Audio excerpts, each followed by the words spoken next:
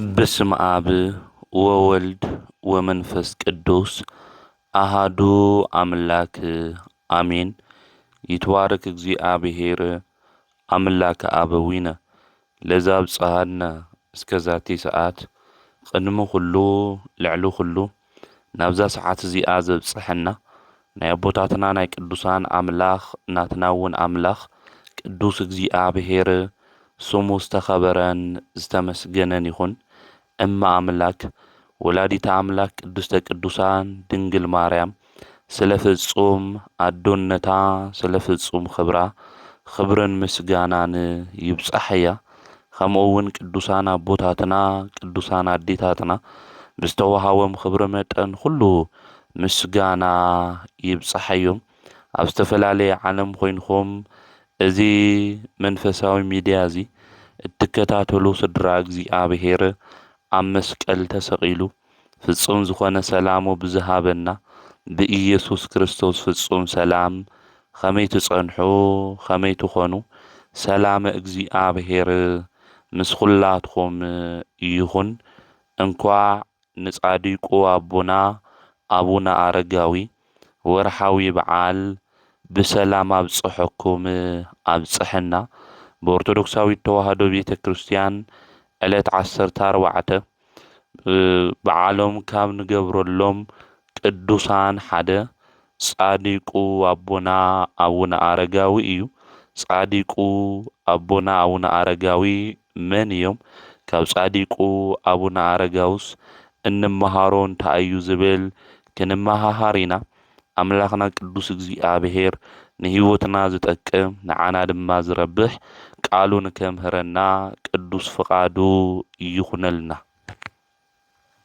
ካፍቶም ቅዱሳን ጻድቃናት እንብሎም ናይዚ ዓለም እዚ ሃፍትን ንብረትን ሹመት ሽልማትን ኒዒቁ ካብ ቤተ መንግስቲ ወፂኡ ድማ ገና ብህፃንነቱ ነዚ ዓለም እዚኣ ገዲፉ ዝመንኮሰ ጻድቁ አቦና አቡነ አረጋዊ እዩ። እዚ ጻድቅ አቦና አቡነ አረጋዊ ናይ ትውልዲ ዓዱ ኣብ ሮማ እዩ። ወለዱ ድማ ናይ ሮማ ንግስታት እዮም ነይሮም። አቡኡ ንጉስ ይስሐቅ ይበሃል፣ አዲኡ ድማ ንግስቲ ዕድና ትበሃል። እዚኦም ክልቲኦም ኣብ ሮማ ንግስታት ኮይኖም እግዚአብሔር ዝፈርሑን ዘኽብሩን እዮም ነይሮም። ከመይ ደስ ይብል ወገናተይ! ኣብ ናይ ዓለም ንግስና ኮይኖም ስልጣን ተባሂብዎም ናይ ዓለም ክብሪ፣ ናይ ዓለም ዝና፣ ናይ ዓለም ስልጣን ዝተቐመጥዎ ወንበር ኣምላኾም ቅዱስ እግዚአብሔር ካብ ምምላኽ፣ ካብ ምፍራሕ፣ ካብ ምኽባር ናብ ድሕሪት ዘይመለሶም ቅዱሳን እዮም። ንሕና ኣብዚ ዓለም እዚ ንነብር አምላኽና ቅዱስ እግዚአብሔር ልከይነ ምስግኖ ንዑ ንከይነምልኽ ናብ ድሕሪት ዝምልሰና ዘሎ ናይ ዓለም ፍትወት እዩ፣ ናይ ዓለም ጉዳይ እዩ ወገናተይ። እዚኣቶም ግን ብዓለም ፍቕሪ ልቦም ዘይተማረኸ ነገስታት እዮም ነይሮም። እዞም ነገስታት እዚኦም ድማ ዝተባረኸ ውላድ አምላክ ቅዱስ እግዚአብሔር ንክህቦም ድማ ይጽልዩ ነበሩ። ጥሪ 14 ድማ ጻድቁ አቡነ አረጋዊ ተወለዱ። ወለዶም ድማ ዘሚካኤል ኢሎም ሹም አውጽኡሉ። ዘሚካኤል ድማ ወለዱ እግዚአብሔር ብምፍራሕ ንክነብር ናይ እግዚአብሔር ምፍራሕ ከምኡውን ናይ ጽድቂ መንገዲ ክነግርዎ ዝኽእሉ ቅዱሳት መጻሕፍቲ እናንበበ ክዓቢ ገበርዎ። መንፈሳዊ ትምህርቲ ንክመሃር ገበርዎ። እዚ ጻድቅ እዚ ዘሚካኤል ድማ መንፈሳዊ ትምህርቲ እናተመሃረ ድማ ዓበየ። ክንሕጽየካ ኢና ድማ በልዎ። አቦና ጻድቁ አቡነ አረጋዊ ካብ ዝነበሮም ናይ ክርስቶስ ፍቕሪ ዝተለዓለ ሓዳር ክምስርቱ ኣይደለዩን። ስለዚ ናብ ዳውናስ እትበሃል ገዳም እዮም እዞም ጻዲቅ እዚኦም ኸይዶም።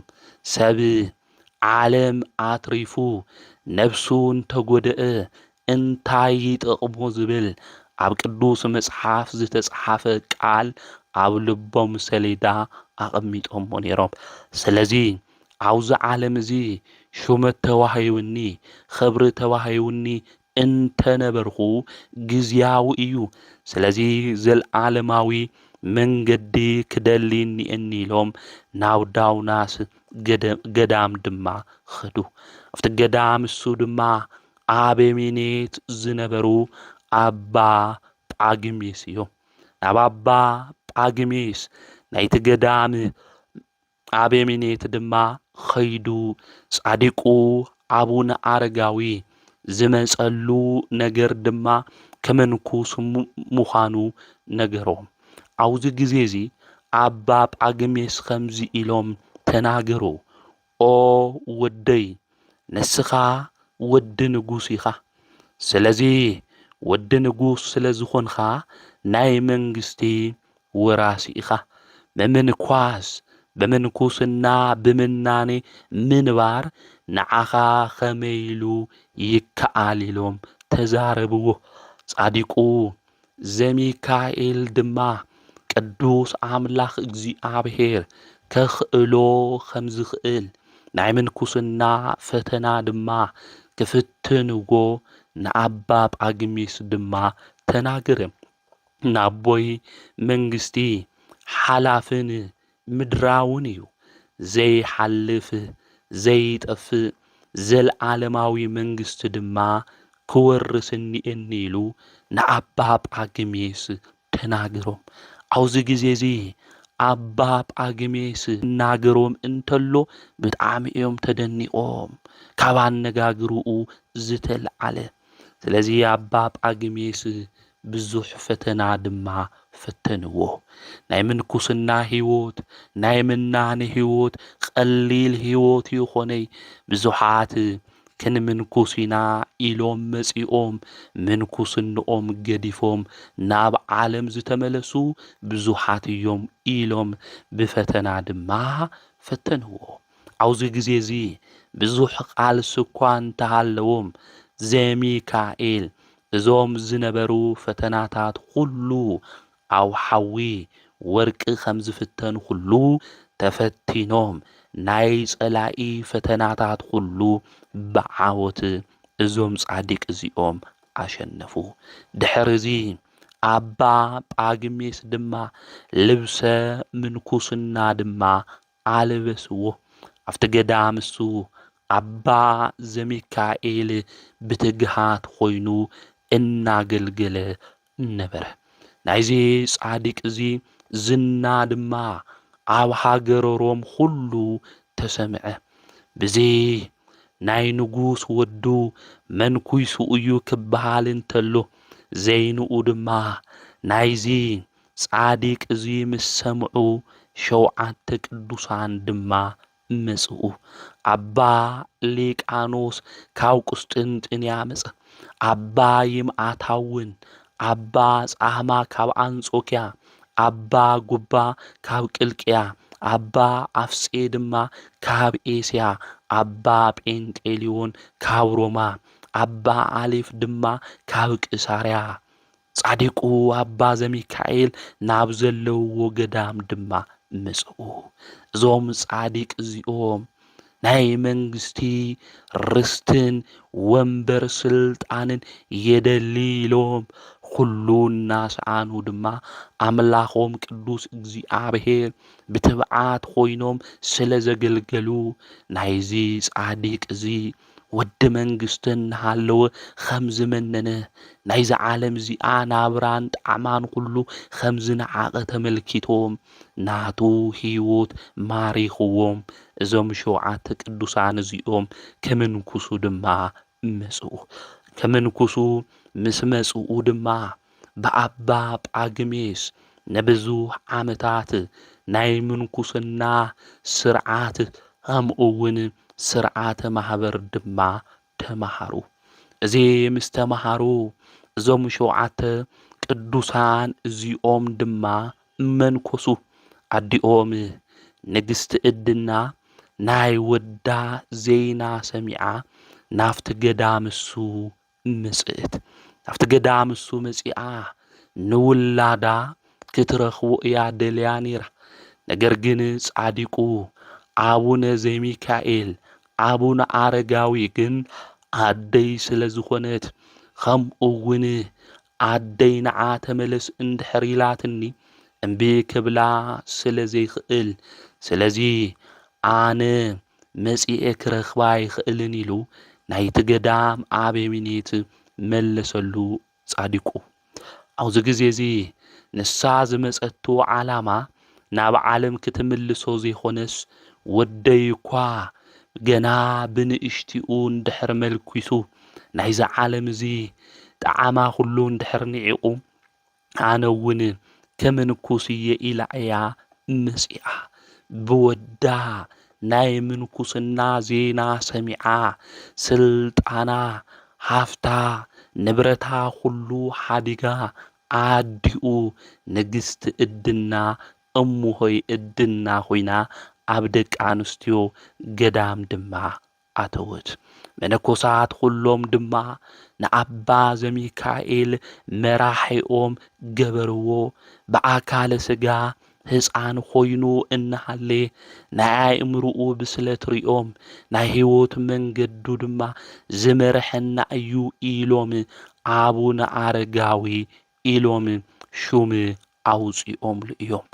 አረጋዊ ኢሎም ብሉሕ እዩ ፈላጥ እዩ ክብሉ እንተለዉ ከም አረጋዊ ከም ዓብይ ሰብ ድማ ንዝተበኣሰ ሰብ ዝተዓርቕ ሰላም ድማ ዘውርድ ናብ ህይወት መንገዲ ዝመርሐና ናይ ኣእምሮ ብስለት ዘለዎ እዩ ኢሎም አቡነ አረጋዊ ኢሎም ሹም ኣውፅኡሉ።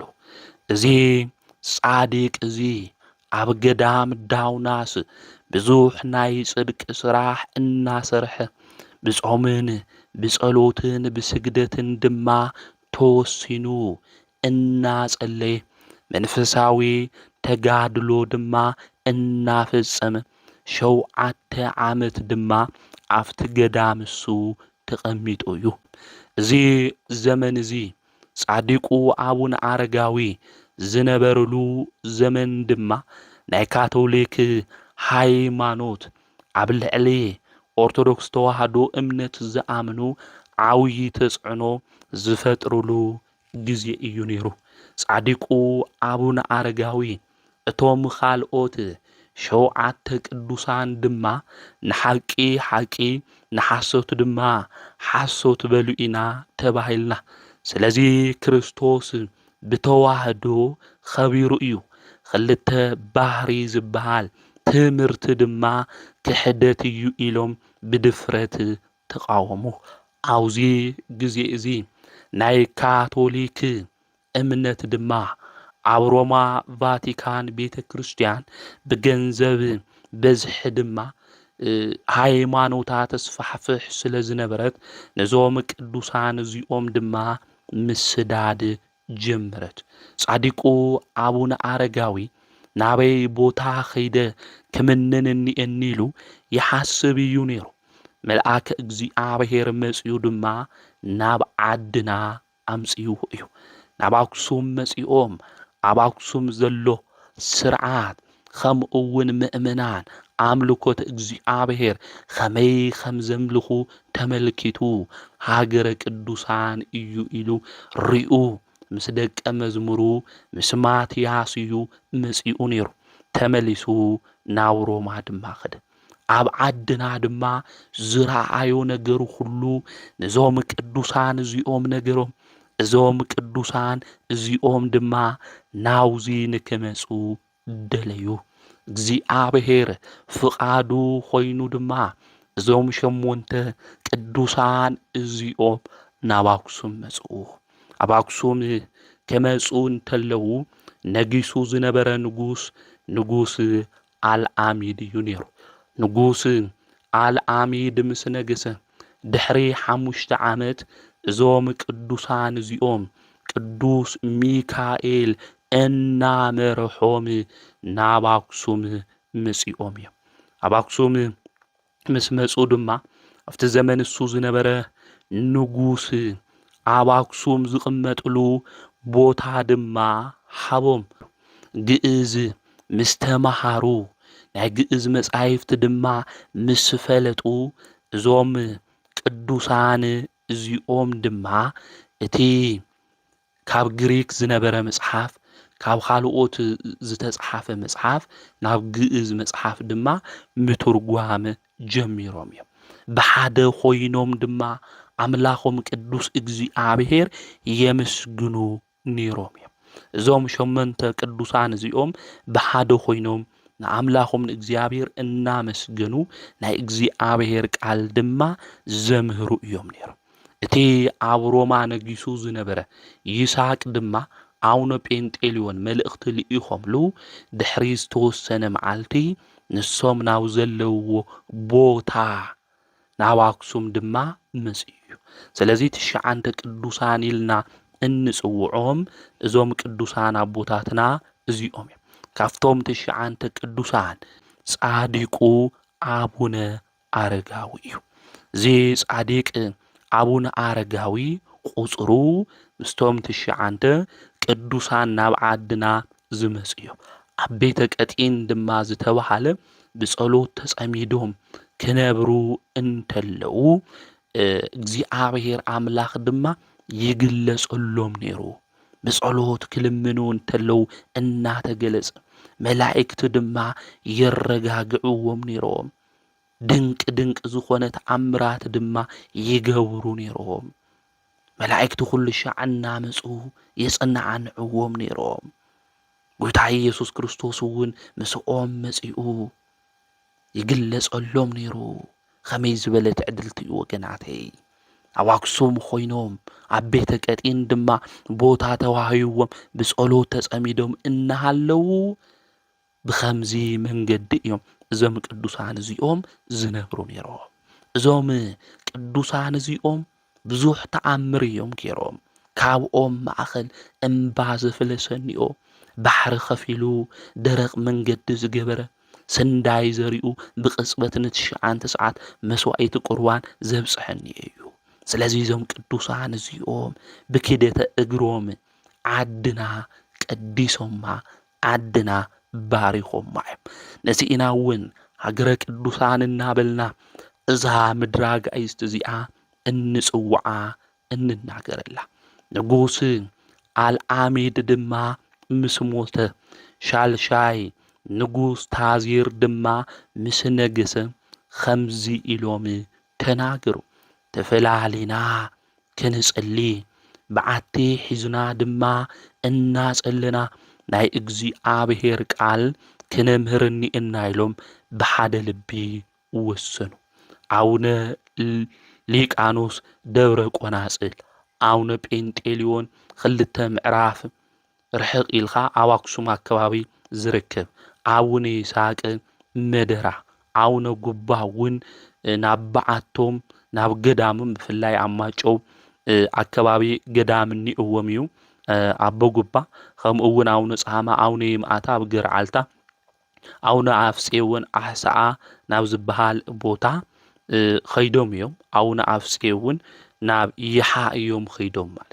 ስለዚ እዞም ቅዱሳን እዚኦም ናንባዕሎም በዓቲ ሒዞም ማለት እዩ። ጻዲቁ አቡነ አረጋዊ ድማ ማትያስ ዝተባሃለ ደቀ መዝሙሮም ከምኡ እውን ኣዲኦም እሞሆይ እድና ሒዞም ርሕቕ ናብ ዝበለ ቦታ ድማ ኸዱ።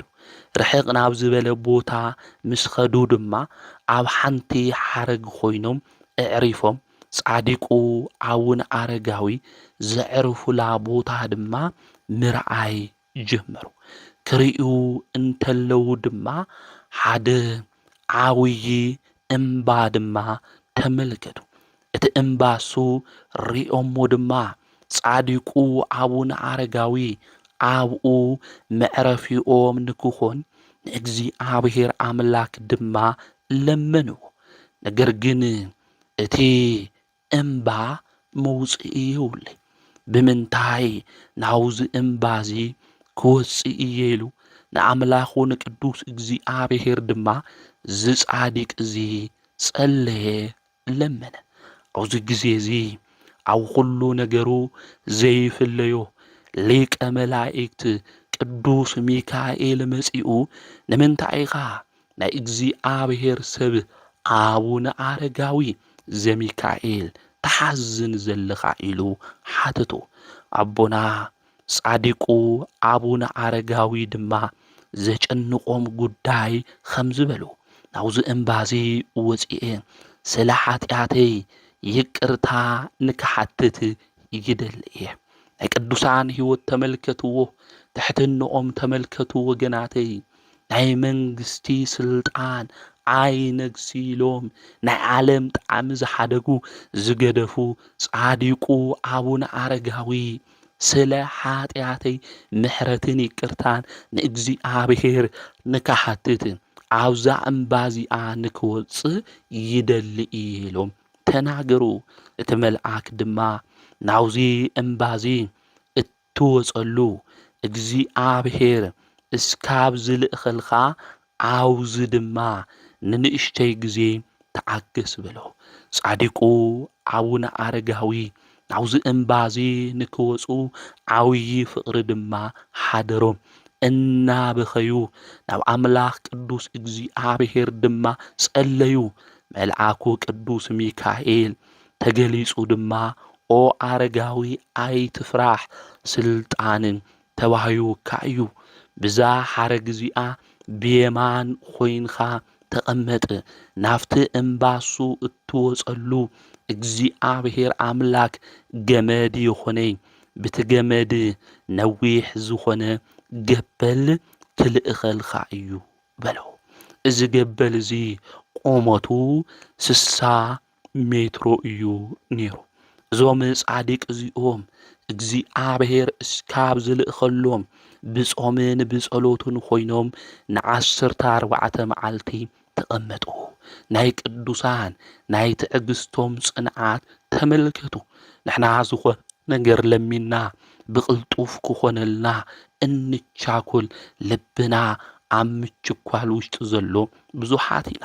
ቅዱሳን ግን እግዚኣብሔር ክልምንዎ እንተለዉ ብትዕግስቲ ተጸበዩ ክበሃል እንተለዉ ንዑ እናኣመኑ ብትዕግስቲ ዝጽበዩ እዮም። ናዞም ጻዲቅ እዚኦም ን14 መዓልቲ ድማ ተቐመጡ። እቲ ዝተኣዘዘ ገበል ድማ መጽእ። እዚ ገበል እዚ መጺኡ ድማ ንጻዲቁ ኣቡነ ኣረጋዊ ናፍቲ እምባ ጫፍ ከውፅኦም እዩ። እዚ ገበል እዚ መጺኡ እዚ ገበል እዚ ምስ መጽአ ድማ ንጻዲቁ ኣቡነ ኣረጋዊ ተጠምጢምዎ ከውፅኦ እንተሎ ከምዚ ኢሉ ድማ ተናገሩ። ኣታ ፈላሲ ናውዚ ላዕሊ እዚ ንምንታይ ኢኻ ትወፅእ ዘለኻ? ኣውዚ ላዕሊ ዝኮ እትበልዖ እትሰትዮ ነገር የለን። ኣውዚ እምባዚ ብዘይካ ዝነፍሩ ኣዕዋፍ ትበልዖ እንጀራ ትሰትዮ ማይ ወይ ድማ ተጽለለሉ ዕንፀይቲ ገረብ የለን። ብመዓልቲ ፀሓይ ብለይቲ ቁሪ ኣስሓይታ እዩ። ናይዚ እምባዚ ጥሪትን ሃብትን እዚኣቶም ጥራሕ እዮም ኢሉ ተዛረቡ። ጻዲቁ ኣቡነ ኣረጋዊ ዝገበል እዚ ኣብ ውሽጡ ናይ መንፈሰ ጽልመት ውሽጢ ሓዲርዎ፣ ሰይጣን ድማ ጽቡቕ ተጋድልኡ እዚ ጻዲቅ እዚ ምእንቲ ከይጋደል ኣብቲ ገበል ውሽጢ ኾይኑ ክፍትኖ ጀመረ። ጻዲቁ ኣቡነ ኣረጋዊ ድማ ከም ዝበሉ እቲ ዝተኣዘዝካዮ ጥራሕ ፈጽም፣ እግዚኣብሔር እቲ ዝደለናዮ ነገር ዘዳልወልና ኣምላኽ እዩ፣ ንዑ ድማ ዝሰኣኖ የለን ኢሉ ተናገረ። ወገናተይ ሰይጣን ፈተና ከምጽእ እንተሎ ጭንቂ ክኾን እንተሎ መከራ ክኾን እንተሎ ተስፋ ዘቑርጾ ነገራት ኣብ ህይወትና ክህሊ እንተሎ እግዚኣብሔር እኮ ረሲዕካ እዩ። እግዚኣብሔር እኮ ረሲዕኪ እዩ። እግዚኣብሔር ካብዚ ርስዐካ እግዚኣብሔር ካብዚ ርስዐኪ እዚ ነገር እዚ እኮ ምገበረልኺ ነይሩ እናበለ ኣብ ልዕሊ መከራና ኣብ ልዕሊ ፈተናና ፈተና ዝውስኽ ሰይጣን ተስፋ ክቑርፀና ይደሊ እዩ። ነገር ግን ንሕና ተስፋ ክንቆርፅ ይግብአናይ። ኣምላኸይ ቅዱስ እግዚኣብሔር ዝሰኣኖ የለይ ኩሉ ብግዚኡ ክፍጽመለ እዩ ክሰርሐለ እዩ ኢልና ከም ጻዲቁ ኣቡነ ኣረጋዊ ክንናገር ይግብአና። እና ጻዲቁ ኣቡነ ኣረጋዊ ዝተኣዘዝካዮ ፈጽም እግዚኣብሔር ከዳልወልና እዩ ዝሰኣኖ ነገር የለ ኢሉ ተናገረ። ኣብዚ ግዜ እዚ እቲ ገበል ሒዝዎ ንጻዲቁ ኣቡነ ኣረጋዊ ክወፅእ እንተሎ ሊቀ መላእክት ቅዱስ ሚካኤል እቲ ገበል ኣብ ልዕሊ ኣቡነ ኣረጋዊ ክፉእ ነገር ምእንቲ ከይፍጽም ከየፍርሖ ብየማነይ ኢዱ ሰይፊ ሒዙ ሰይፊ መዚዙ ይሕልዎ ነበረ። ረድኡ ኣቡነ ማትያስን ካልኦት ሰዓብቱ ዝናረኣዩ ድማ የድንኡ ነበሩ። ጻዲቁ ኣቡነ ኣረጋዊ ዕለት 12 ጥቅምቲ ናፍቲ ዝባን ደብሪ ምስ በጽሑ 3 ግዜ ሃሌሉያ ለአብ ሃሌሉያ ለወልድ ሃሌሉያ ለመንፈስ ቅዱስ ኢሎም ኣመስገኑ። ብዚ ከዓ እቲ ደብሪ ደብረ ሃሌሉያ ተባሂሉ ተጸውዐ። ጻዲቁ ኣቡነ ኣረጋዊ ናፍቲ ላዕሊ ምስ ወፁ ናፍቲ ዝባን ኣምላኾም ቅዱስ እግዚኣብሔር እዮም ኣመስጊኖ። አምላኽና ቅዱስ እግዚኣብሔር ዝሓሰብናዮ ዝለመናዮ ነገር ሁሉ ብህይወት ዘመንና ሁሉ ክፍጽመልና ክሰርሐልና እንተሎ ወገናተይ ንኣምላኽና ቅዱስ እግዚኣብሔር ነመስግኖ ዶለና። ወይስ እግዚኣብሔር ኣምላኽ እቲ ነገር እሱ ምስ ገበረልና ረሲዕናዮ ናብ ዘየድሊ ቦታ ኢና ንኸድ ዘለና። ስለዚ ኣምላኽና ቅዱስ እግዚኣብሔር ዝለመናዮ ነገር ሁሉ ብግዚኡ ዝፍጽም ኣምላኽ እዩ።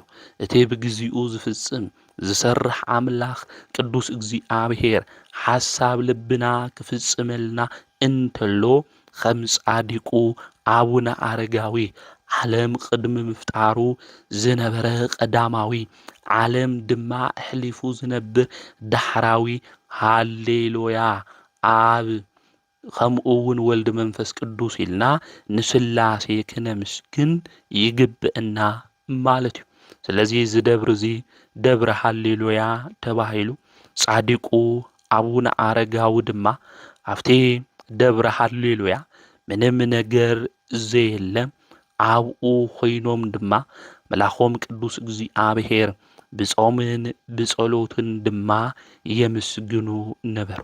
ምስ መሸ ሓንቲ ንእሽተይ ዳቦ ባሪኾም ድማ ይበልዑ ነበሩ። ስለዚ ጻዲቁ ኣቡነ ኣረጋዊ ምግቦም ዝነበረ ግማሽ ናታ ዳቦ ግማሽ ዝነበረት ምእንቲ ጸጊቦም ኣምላኾም ቅዱስ እግዚኣብሔር ንከይርስዑ ብጥሜት ብኸምዚ መንገዲ ንኣምላኾም ንእግዚኣብሔር ዘምስግኑ ዝነበሩ ጻዲቅ እዮም ማለት። ና ጻዲቁ ኣቡነ ኣረጋዊ እዞም ደቀ መዛሙርቱ እዚኦም ድማ ዝወጽሉ መሳልል ድማ ሰርሑ። እዞም ጻዲቅ እዚኦም ንባዕሎም ትኾን ንእሽተይ በዓቲ ሰሪሖም ኣብኣ ኮይኖም መንፈሳዊ ተጋድልኦም ድማ ይጋደሉ ነበሩ። እግዚአብሔር ድማ ስለ ቁርባን ስለ መስዋዕቱ ድማ ጻዲቁ ለመኑ ምንም ነገር ስለዚህ ነበረ ማለት ነው።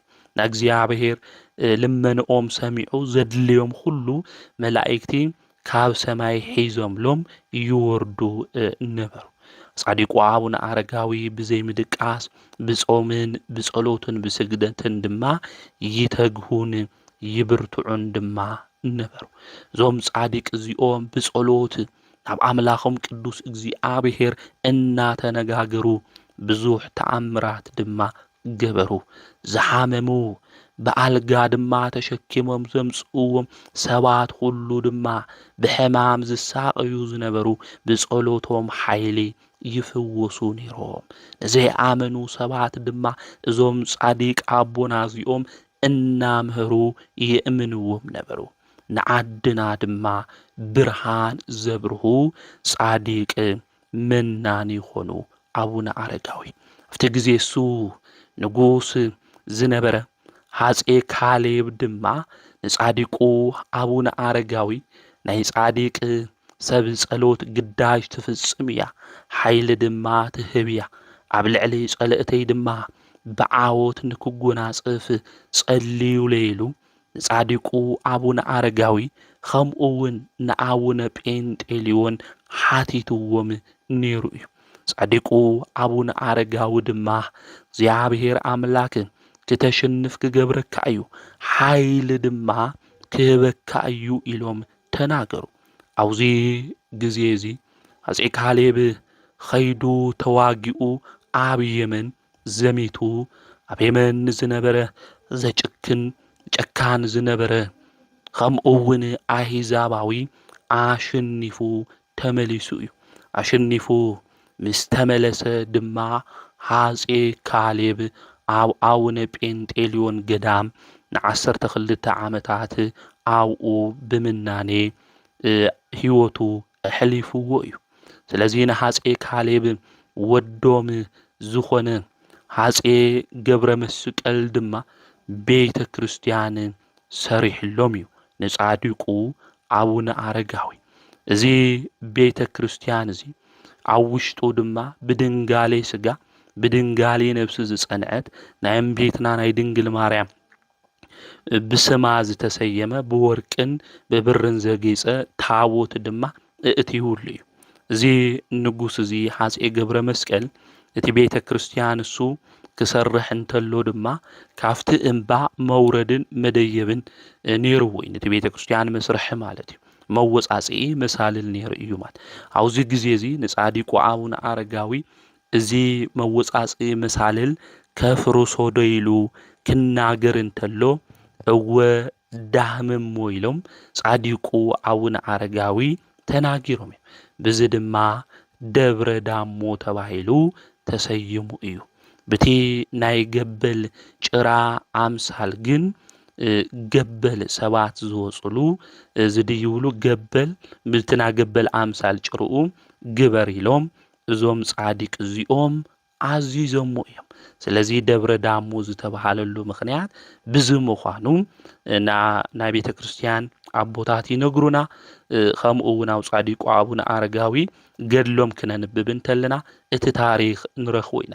ደብረ ዳሞ ኸዚ ክንሪኦ እንተለና ምድራዊ ገነት እዩ። ካፍቶም ኣቦታት ቅዱሳን ከምኡ እውን ናይ ጻዲቁ ኣቡነ ኣረጋዊ ጸሎት ብዙሕ በረከት ዝርከበሉ ብዙሓት ድውያን ኸይዶም ዝፍወስሉ ናይ ጽድቂ ቦታ እዩ ደብረ ዳሞ ማለት። ና ጻዲቁ ኣቡነ ኣረጋዊ ንባዕሎም ኣብ ላዕሊ ኣፍቲ እምባ ወፂኦም ብዙሓት ደቀ መዛሙርቲ ኣፍርዮም እዮም። ካብ 6,000 ብላዕሊ ብጻዲቁ ኣቡነ ኣረጋዊ መንኩሶም እዮም ማለት። ልዕሊ 600 ዝኾኑ ድማ ደቀ መዛሙርቲ ኣፍቲ ገዳም እሱ ነይሮም እዮም።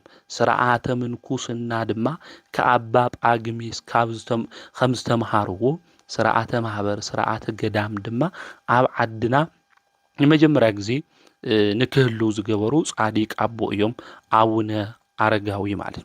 ናዞም ጻዲቅ ኣቦና ኣቡነ ኣረጋዊ እዚኦም መጻሕፍቲ እናተርጎሙ እቲ ናይ መጻሕፍቲ ቃል ድማ እናምህሩ ናይ መጻሕፍቲ ዝተጻሓፉ ቃላት ናይ ጽድቂ መንገዲ ድማ ብሂወቶም እናነበሩ ብዙሓት ናብ ምናኒ ህይወት ከመጹ ዝገበሩ ኣቦ እዮም ጻዲቁ ኣቡነ ኣረጋዊ። ና ጻዲቁ ኣቡነ ኣረጋዊ ንተስዓይ 9 ዓመታት ብዚ መንፈሳዊ ተጋድሎ እዚ ምስ ጸንሑ ኣምላኽና ቅዱስ እግዚአብሔር ናብኦም መጺኡ ድማ ከምዚ ኢሉ ተናገሩ። ጸሎትኻ ሰሚዐዮ ኣለኹ፣ ካብዚ ከፍልሰካ ካብ ድኻም ናብ ዕረፍቲ ካብ ሓዘን ናብ ሓጎስ ካብ ሓሳር ናብ ክብሪ ክእትወካ እየ። ነዚ ሓላፊ ዓለም መኒንካ ኢኻ እሞ ዘይሓልፍ መንግስቲ ከውርሰካ እየ። ዓይኒ ዘይረኣየቶ እዝኒ ዘይሰምዐቶ ከምኡ እውን ኣብ ክንዲ ሃገርካ ዝምንንካ ኢየሩሳሌም ሰማያዊት ከውርሰካ እየ ቤትካ ስለ ዝምንንካ ዘይሓልፍ ርስቲ ከውርሰካ እየ ቅዱስ ጳውሎስ ከም ዝተዛረቦ ማለት እዩ ቅዱስ ጳውሎስ ኣምላኽ እግዚኣብሔር ነቶም ዝኣምንዎ ዓይኒ ዘይረኣየቶ እዝኒ እውን ዘይሰምዐቶ ልቢ ዘይሓሰበቶ ኣዳልዩሎም ኢሉ ከም ዝተናገሮ ማለት እዩ ስለዚ ንጻዲቁ ኣቡነ ኣረጋዊ መላኽና ቅዱስ እግዚኣብሔር ገዛኻ ሓዲግካ ስለ ዝመነንካ ሰማያዊ ርስቲ ክበካ እየ ኢሉ ተናጊርዎ እዩ ማለት እዩ ዝኽርኻ ዝዘከረ ብጸሎትካ ዝተማሕፀነ መጽሓፈ ገድልኻ ብእምነት ዝጸሓፈ ዝተርጎመ ኣነ ኣብ ህይወት መጽሓፍ ስሙ ክጽሕፎ እየ ብስምኻ ጦሚ ዘጽገበ ንጽሙቕ ዘስተየ ቤተ ክርስቲያንካ ዝሃነጸ ከጽግቦ እየ ኣብያተ ብርሃን ከውርሶ እየ ኢሉ ቃል ኪዳን ኣትይውሉ እግዚኣብሔር ኣምላኽ ምስቶም ሕርያኑ ቃል ኪዳን ከም ዝኣተወ ልቢ ኣምላክ ዳዊት ኣብ መዝሙር 89 እውን ክዝምር እንተሎ ንምልከት ኢና ንርኢ ኢና ስለዚ ኣምላኽ ቅዱስ እግዚኣብሔር ንጻዲቁ ኣቡነ ኣረጋዊ ድማ ቃል ኪዳን ኣተወሎ ጻዲቁ ኣቡነ ኣረጋዊ ኣብ 99 ዓመቶም ጥቅምቲ 14 ኣርድእቶም ጸዊዖም እግዚኣብሔር ኣምላኽ ቃል ኪዳን ከም ዝኣተወሎም እስካብ 15 ትውልድ እውን ሃም ዝምሕረሎም ንደቀ መዝሙሮም ንማትያስ እውን ነጊሮሞ ኣብ መጽሓፍ እውን ክጽሕፎ ሃም ዝግባእ ናይ ገድሊ ህይወቱ ነጊሮሞ ጻዲቁ ኣቡነ ኣረጋዊ ናብ ብሔረ ሕያዋን ኸይዶም እዮም ማለት ተሰዊሮም እዮም ከም ሄኖክ ከም ኤልያስ ብኽብሪ ናብ ብሔረ ሕያዋን ተሰዊሮም እዮም እዞም ጻዲቅ እዚኦም ማለት እዩ ናይዞም ጻዲቅ እዚኦም በረከቶም ረድኤቶም ኣማላድነቶም ምስ ኩልና ህዝበ ክርስቲያን ይኹን ከምኡ እውን ብሎማዓንቲ መጋቢት 14 መጽሓፈ ስንክሳር ክናንብብ እንተለና ካብ ናኽብሮም ዓመታዊ ክብረ በዓል ካብ ዝኾነ ናይ ቅዱሳን ሓደ ሊቀ ጳጳሳት ቅዱስ ቄርሎስ ዘእስክንድርያ እዩ እዚ ቅዱስ እዚ መጋቢት 14 ናይ ዕረፍቱ መዘከርታ በዓል ምዃኑ መጽሓፈ ስንክሳር ይነግረና እዩ ሊቀ ጳጳሳት ቅዱስ ቄርሎስ ዘእስክንድርያ ብምግባሩ ዝተመስገነ ፍጹም ፈላጥ ዝኾነ ከምኡ እውን ኣፍታ ዝተወለደላ ዓዲ ብቅስና ዘግልግል ዝነበረ እዩ ድሓር ድማ ናብ ኣባ ፊቅጦር ገዳም ኣትዩ ኣብቲ ገዳም እሱ መንኩሱ እዩ እዚ ቅዱስ እዚ ኣብቲ ገዳም እሱ ዓብዪ ገድሊ ተጋዲሉ ብዙሕ ዘመን ድማ ተቐሚጡ እዩ ብዙሕ መጻሕፍቲ ተማሂሩ ተረጓሚን ምስጢርን ድማ ጠንቂቁ ዝፈለጠ ሊቅ እዩ ኣሸናፊ ዝበሃል ንጉስ ናብ ኣደባባይ ኣምፂኡ ኣብኡ ኢኣማናን ዝነበሩ ሰባት ክርስቲያን ይከራኸርዎም ስለ ዝነበሩ እዚ ድማ መጻሕፍቲ ዝተምሃረ ትርጉሞምና ምስጢሮም ዝፈልጥ ሊቅ እዩ ኣብቲ ግዜ እሱ ተኸራኺሮም እዚ ኣቦዚ ጠቓሚ ዝኾነ ፍልጠት መጊብዎም ምኽንያቱ ኣብ ውሽጡ መንፈሳዊ ፍልጠት ዘለዎ ቅዱስ ኣቦ እዩ ንዝሓትኹም ኩሉ መልሲ ለመሃብ ድልዋት ኩኑ ከም ዝበለና ቅዱስ ጴጥሮስ እዚ ኣቦዙ እውን ብፍልጠቱ ዝተመስከረሉ ስለ ዝኾነ ኣብቲ ዘመን እሱ ዝነበሩ ሕቶ ዘልዕሉ ዝነበሩ ሰባት እዚ ኣቦዚ ብጽቡቕ መልሲ መሊሱሎም ነጊርዎም እዩ ድሕሪ እዚ ናይ ፍልጠቱ ናይ ቅዱስንኡ ዜና ምስ ተሰምዐ ብዘይ ፍቓዱ ኣብ እስክንድርያ ሊቀ ጳጳስ ኮይኑ መበል 75 ፓትርያርክ ኮይኑ ዛቦዚ ተሸይሙ እዩ ብጸሎት ጊዜ ብቅዳሴ ጊዜ ዘገልግሉ ካህናት ስርዓትን መምርሕን ድማ ሰሪሑ እዩ نتوم مؤمنان ون بصبوق التحلالوا زحلوا بهايمانوتهم خميلهم كوعزو خمز قبا سناي تقوارون ناي هايمانوت خميلهم كفزصمو فرا هايمانوت ون كفريو خمز قبኦም زمهرة قدوس أبوئيو ازي باتراريك زي شوعات عامتاتن تشعان تورحي 10 معالتي باتراريك خوينو أجلجيلو ايو ድሕርዚ እዛ ኣቦ ብሎማዓንቲ መጋቢት 14 በዓለ ዕረፍቱ ምዃኑ መጽሓፈ ስንክሳር ይነግረና እዩ። ናይዛ ኣቦና እዚ በረከቱ ረድኤቱ ኣማላድነቱ ምስ ኩልና ህዝበ ክርስቲያን ይኹን። ከምኡውን መጋቢት 14 በዓሎም ካብ ንገብረሎም ቅዱሳን ሓደ ቅዱስ ኣባ ባጢል እዩ። እዚ ቅዱስ እዚ ብሎማዓንቲ እዩ ዓሪፉ ፍጹማን ኣረጋውያን መነኮሳት ኢልና ካብ ንጽውዖም ቅዱሳን ሓደ እዩ። እዚ ቅዱስ ሰብ ኣባ ዮሃንስ ተባሃለ ኣቤሜኔት ነይሩ። ኣብቲ ግዜ እሱ ነገር ከም ዝሰርሕ ሰሚዑ ማለት እዩ። ኣብዚ ግዜ እዚ ካብ በዓቱ ወፂኡ ናብ እስክንድርያ ዓዲ ኸይዱ እዩ ኣባ ባጢል። ድሕር እዚ ኣቦ እዚ ናብ እስክንድርያ ምስ ኸደ ስራሕ ይሰርሕ፣ ስርሑ እናሰርሐ ይውዕል። ከምኡ እውን ምሸት ክኾን እንተሎ ናብ ኣመንዝራታት ገዛ ኸይዱ እዩ ዝሓድር ነይሩ ማለት እዩ። ናተን እዚ ስራሕ እዚ ዝሰርሓ ኩለን ድማ ሹመን ጽሒፉ ነይሩ። ብብተራ እዩ ድማ ዝኸድ ነይሩ ናፍቲ ገዝአን ማለት እዩ። እዚ መነኩሴ እዚ ደሞዙ ምስ ተቐበለ ንሽምብርኡ ንቅጭኡ ዝኾን ዝበልዖ ዝሰትዮ ኩሉ ነገር ምስ ሓዘ ዝተረፎ ገንዘብ ድማ ኸይዱ ንዘና መንዝራታት እዚአን ይህበን ነይሩ። ሎማዓንቲ ምሳኺ እየ ዝሓድር በዓልካ ኣዳልው ድማ ይብለን ነይሩ ማለት እዩ። እዚ ኣቦ እዚ ናብኡ ትኸድ እንተሎ ንሕና ከም ንሓስቦ ፍትወቱ ንክፍጽም የኾነይ እዚ ኣቦ እዚ ልኸድ ነይሩ። ካብ ሓጢኣት ንክሕልወን እዩ ምስአን ዝሓድር ነይሩ። ለይቲ ተላዓይሉ ድማ ይጽሊ ይሰግድ ንእግዚአብሔር እውን እናለመነ ዝሓድር ቅዱስ ኣቦ እዩ ማለት። ተወግሕ እንተሎ ስርሑ ንማንም ሰብ ከይናገራ ኣምሒሉ ናብ ስርሑ ናብ ተግባሩ ድማ ይኸድ ነይሩ ማለት እዩ። በብዕለቱ ከምዚ እናገበረ ምስ ኣመንዝራታት እዩ ኣብኡ ዝሓድር ነይሩ እዚ ኣቦ እዚ ማለት እዩ። ሓንቲ ሰበይቲ ግን ሚስጥሩ እንታይ ጌራ ገሊፃ ጋኔን ድማ ሒዙዋ ዓቢዳ ማለት እዩ። ምክንያቱ ከይትናገሪ ኢሉ ኣምሒልዋ ስለ ዝነበረ ማለት እዩ። እቶም ኣብቲ ዓዲ እሱ ዝነብሩ ሰባት ግን እዚ ክፉእ ሽማግለ ክፉእ ስርሑ ይሰርሕሎ እናበሉ ይሓሚውዎ ነይሮም። እዛ ቆልዓ እውን ምስ ዓበደት ኣብዚ ግዜ እዚ ናይዚ ክፉእ ሽማግለ ስራሕ ዘይተናገረት ነገር ግን ስለ ዝሓሸወት እግዚአብሔር ዕዊድዋ ኢሎም ይናገሩ ነይሮም ማለት እዩ። ኣብዚ ግዜ እዚ ተን ካልኦት ክምስክራ ክናገራ ኢለን ዝነበራ ሱቅ ይብላ ፈሪሐን ማለት እዩ። ምክንያቱ ከምታ ቆልዓሳ ንሕና እውን ከይንዓብድ ኢለን ማለት እዩ።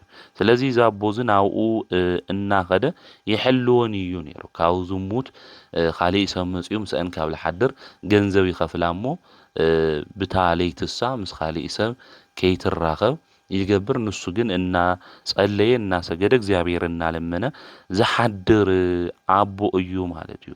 ሰባት ግን ብኣብዚሖም ድማ እንታይ ገብርዎ ነይሮም? ይሓሚውዎ ነይሮም። እዚ ኣቦ እዚ ኣነ ስጋ ዝለበስኩ እየ፣ ስለዚ ስጋ ዝለበስኩ ስለዝኾንኩ ክደክም ክወድቕ ይኽእል እየ፣ እግዚአብሔር መነኮሳት ተቆጢዑ ብፍትወት ተቃጸሉ ኢሉ ንክሞቱ ሓዲግዎም ድዩ እናበለ ይናገር ነይሩ። ኣብቲ ግዜ እሱ ዝነበሩ ሰባት ድማ ክዳንካ ቀይርካ ሰበይቲ እትዩካ ተትነብር ይሕሸካ ኢሎም ተናጊሮሞ ማለት እዩ። ኣብዚ ግዜ እዚ እወ ልክዕ እዩ ኢሉ እዚ ኣቦ እዚ ይናገሮም ነይሩ እዩ። ከምኡ እውን መን ይፈራድ ገይርኩም ከይፍረደኩም ኣይትፍረዱ ዝብል ቅዱስ መጽሓፍ እኒኦ እዩ። ፈራድ መን እዩ ገይርኩም እናበለ እዚ ቅዱስ ኣቦ እዚ ይናገሮም እዩ ነይሩ ማለት እዩ።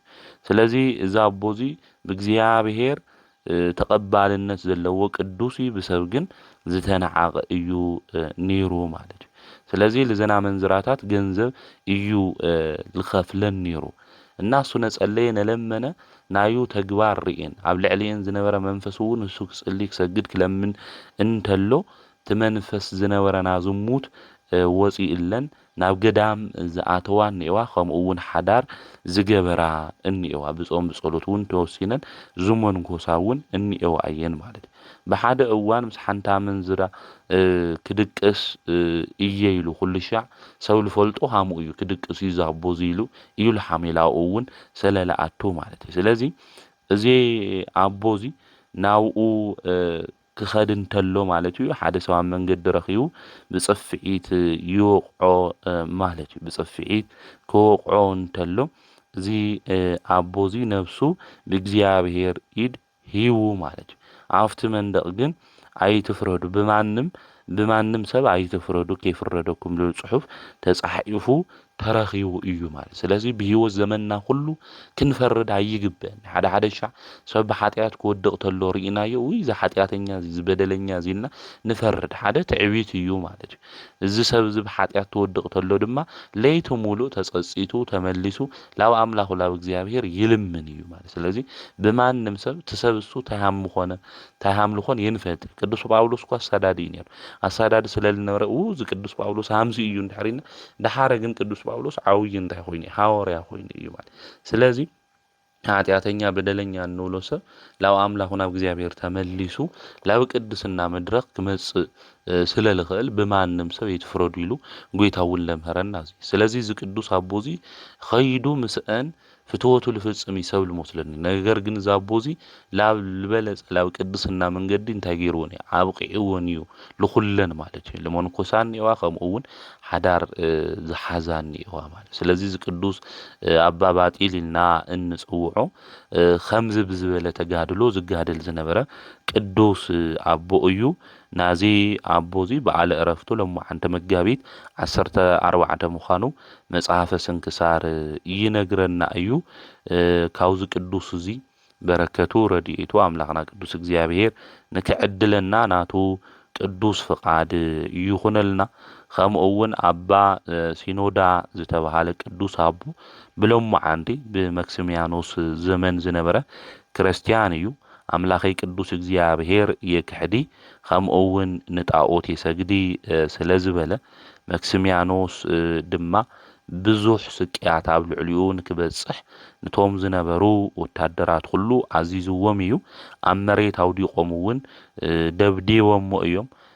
ደሙ ኣብ ምድሪ ከም ማይ እስካብ ዝፈስስ ከምኡ እውን እግሩ ሒዞም ጎቲቶም ሽትኡ ሕማቕ ናብ ዝኾነ ናብ ጸልማት እስር ቤት እውን ደብርዮሞ እግዚአብሔር መልአክ ቅዱስ ሚካኤል እውን ተገሊጹሉ ቁስሉ ኩሉ ኣድሒንዎ ጥዑይ ንክኾን እውን ገይርዎ ኣብርትዕዎ ኣይትፍራሕ ስለ መከራኻ ናይ ክብሪ ኣክሊል ተዳልዩልካ እዩ ብጽኑዕ ስቃይ ክትሳቀይ ኢኻ እግዚአብሔር ድማ ዓዚዝን እዩ ምሳኻ ክኾን እየ ኢሉ ተናጊርዎ። ድሕርዚ እቲ መልአክ ሊቀ መላእክት ቅዱስ ሚካኤል ካብኡ ተሰዊሩ እዩ ምስ ወግሐ እውን እቲ ንጉስ ትእዛዙ ምክንያቱ ሰብዚ ደስ ለይብል ጨና ላብ ለለዎ ቦታ ኣትይዎ እዩ።